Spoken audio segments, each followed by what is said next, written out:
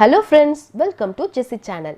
இன்னைக்கு நம்ம என்ன பார்க்க போறோம் அப்படினா கெட்டி சட்னி எப்படி செய்யறது ஈஸியா அப்படின்றத தான் பார்க்க போறோம்.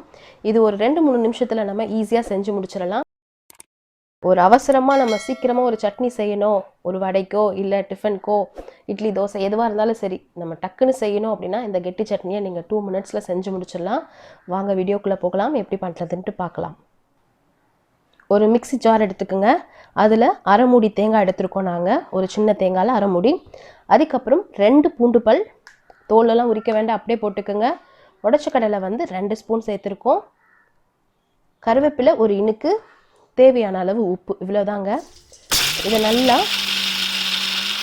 மிக்சியில் நல்லா போட்டு அரைச்சிடுங்க. தேவைக்கேற்ப கொஞ்சோண்டு தண்ணி சேர்த்துக்கலாம். நம்ம இது கெட்டி சட்னினால ரொம்ப தண்ணி சேர்த்துறாதீங்க.